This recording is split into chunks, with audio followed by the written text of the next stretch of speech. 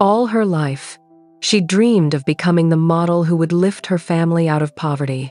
And when a legendary Korean fashion designer announced auditions in Africa, she knew this was her moment. At Eco Hotel, she dazzled the judges and outshone every contestant. Overnight, she became the face on every blog, every headline, every screen. Her rise was fast, but so was the hatred that followed. Success brought envy. Fame attracted enemies. But the deepest cut came from the person closest to her, the one she trusted with her secrets, her fears, her heart.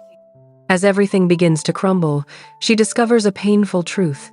The person she turns to for help might actually be the one pulling the strings behind her suffering. Will she fight her way out of the shadows, or will betrayal crush her dreams forever? Sit tight for a powerful story of ambition, wicked plots, and a young woman's unbreakable spirit. Don't forget to subscribe, like, and share for more unforgettable stories. Welcome to Bella's Storytime. The afternoon sun bathed Lagos in a golden glow, shimmering against glass towers and Danfo buses alike. The air buzzed with energy, that chaotic, creative rhythm unique to Nigeria's biggest city. In the midst of it all, at the prestigious Eco Convention Center, a long line of models snaked around the building, each one clutching a form that could change their life. It was the open audition for Icon Africa debut fashion show, and the buzz had spread like wildfire. Remy stood quietly at the end of the line, her heart drumming like talking drums in her chest.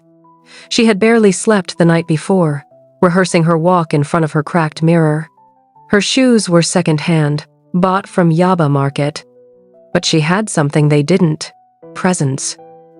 Her natural hair framed her face like a crown, her caramel skin glowed in the sun, and when she looked ahead, determination burned in her eyes. "Remy, you made it!" a familiar voice called. Doris, her best friend, waved excitedly from a few spots ahead. She was beautiful, light-skinned, curvy. Doris had always been the bolder one, the life of every room, and she had been the one to convince Remy to audition. But beneath her bright smile, a quiet rivalry had always brewed. Remy hugged her quickly. "I just hope they pick me. I really need this." Doris smirked, her lips glistening with lip gloss. "We both need this, babe. But let's be honest. They're looking for international standard models. You know, the type that already looks like they belong in Paris or Seoul." Remy smiled faintly, ignoring the jab. "Well, we'll see." Inside, the audition hall was a world of blinding lights and clicking cameras. Fashion editors whispered to one another as models strutted on the runway before a panel of judges. But all eyes were really on one man, Lucan, the founder of Icon. Lucan sat silently in a black tailored suit, his sharp jawline and deep-set eyes giving him an air of effortless power. Rumors said he was a perfectionist, a genius who could make a fortune out of fabric and ruin careers with a single nod. But as he watched model after model walk, his expression remained unreadable. He had seen beauty before, too much of it, in fact. What he wanted was something different, something that made him feel. Then, Remy stepped onto the runway. There was a collective hush. She didn't walk, she glided. Her movement wasn't forced. It was rhythmic, graceful, almost poetic. Her eyes met Lucan's for a fleeting moment, and something inside him shifted. He couldn't explain it. It was as if she carried a story, one woven with struggle, hope, and pride. She didn't fit the mold, and that was exactly what drew him in. "Name?" he asked, his voice calm but commanding. "Remy. Remilekun Adeyemi," she replied, her accent wrapping around the syllables like music. Lucan's gaze lingered. "Thank you, Miss Adeyemi. We'll be in touch." As she walked off, Doris stepped up next, fierce, confident, almost too polished. She gave it her all, but something about her walk felt rehearsed. When she finished, Lucan nodded politely, his expression neutral.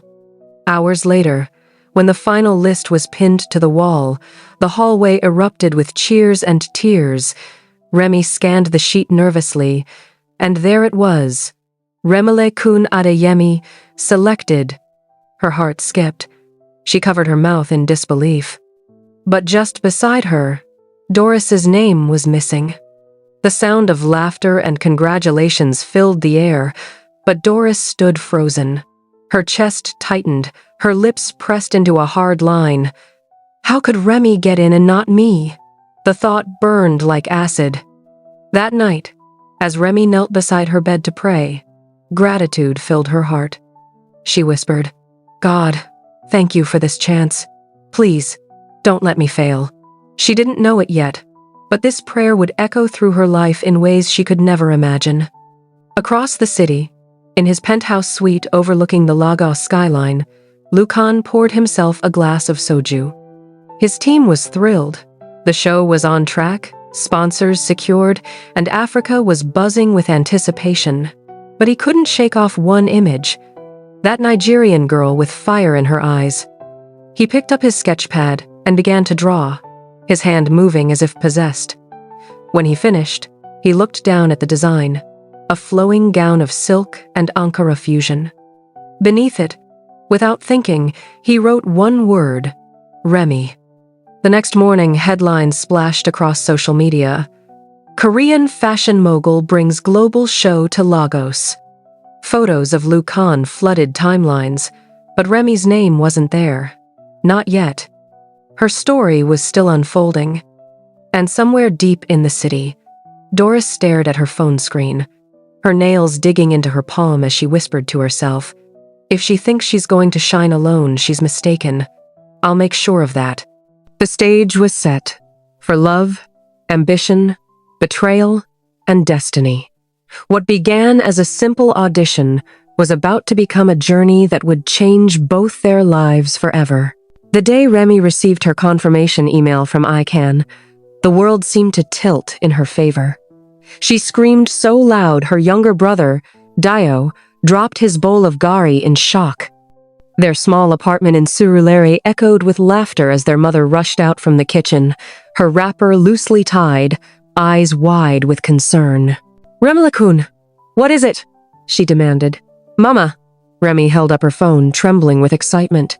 "They picked me. I got in. I'm going to model for ICANN, for Lucan himself." For a second, her mother just stared, processing the words. Then she broke into a wide smile and pulled her daughter into a tight embrace. "Ah, thank you, Jesus. My daughter will shine, oh. You see why I always said patience pays?"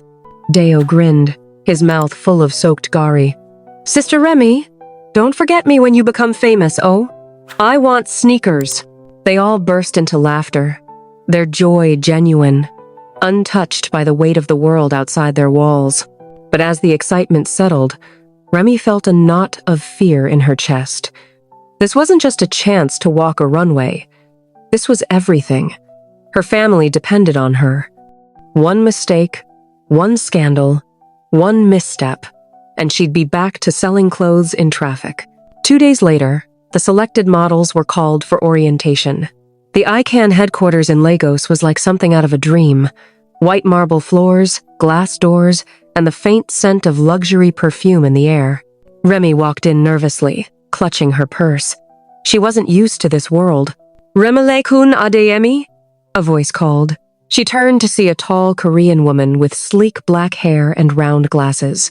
"I'm Ji-won, assistant to Mr. Lucan.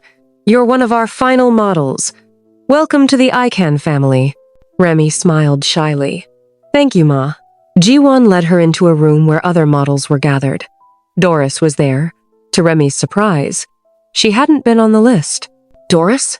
Remy whispered, confused. Doris smiled tightly. "Oh, hey! Surprise! They called me yesterday. Said there was an extra slot.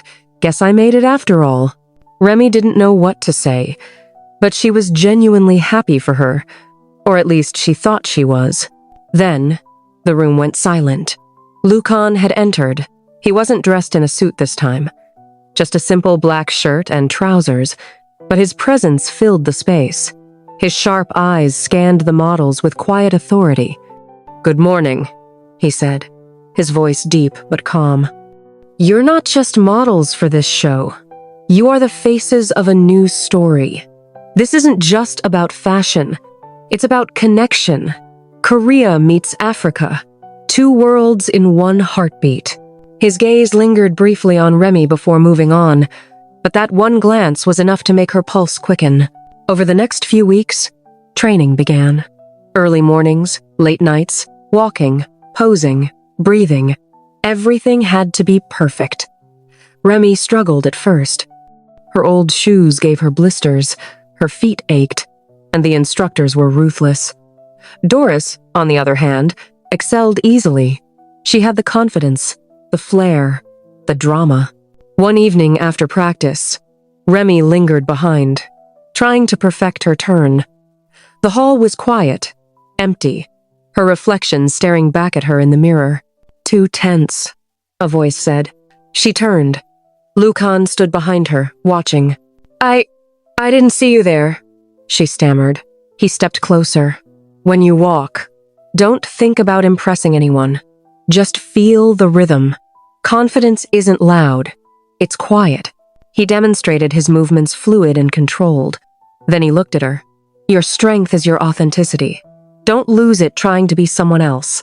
His words struck something deep inside her. "Thank you, sir." He smiled faintly. "It's Lucan, not sir." That night, Remy couldn't sleep. She replayed his words over and over. There was something about the way he said her name, the way his eyes softened when he spoke. It was dangerous, but thrilling. Meanwhile, Doris wasn't blind. She had seen the way Lucan looked at Remy, the quiet attention he gave her. Jealousy gnawed at her. She had always been the star, the one everyone noticed. And now, Remy was stealing that spotlight.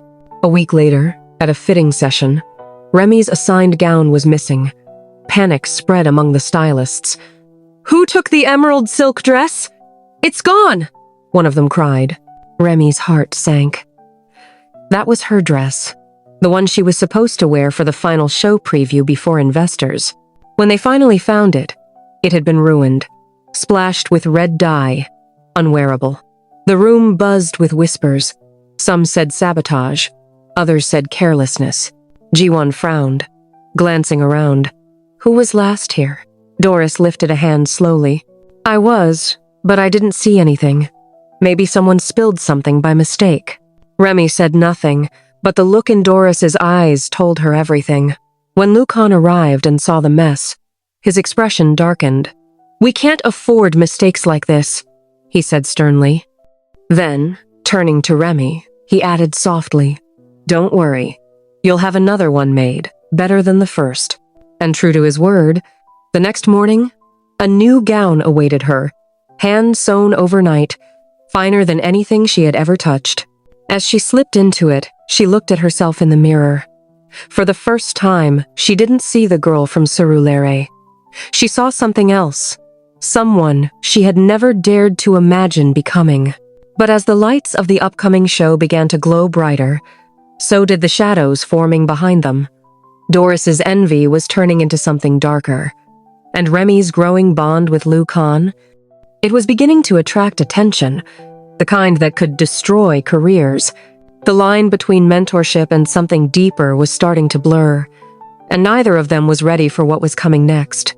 The night of the Icon Investors Preview show arrived with a storm of flashing lights and restless energy. Lagos was alive, every billboard glowing with the words "Korea meets Africa, the future of fashion." Inside the grand ballroom of the Oriental Hotel, the air was electric, cameras clicked. Champagne glasses clinked. The world was watching. Backstage, Remy's heart raced as stylists buzzed around her, fixing her hair, brushing glitter across her shoulders. She wore the new emerald gown, the one Lucan had personally designed after her last was ruined. It shimmered like liquid light, hugging her curves and flowing like water when she moved.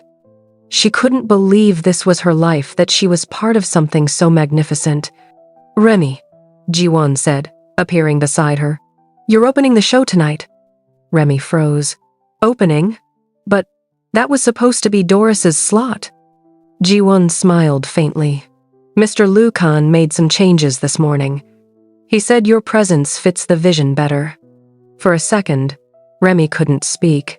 Her throat tightened with disbelief. Opening the show was the dream of every model. It was the face, the heartbeat, the headline. But she also knew what this meant. Doris would never forgive her. Across the room, Doris stood before a mirror, her hands trembling as she adjusted her necklace. Her reflection stared back, eyes dark with fury. She had worked for years to get a break like this, and now, once again, Remy had taken it effortlessly. When the lights dimmed and the first drumbeat echoed through the hall, Remy stepped onto the runway. The crowd gasped. She moved like poetry in motion, her gown catching the light like emerald fire.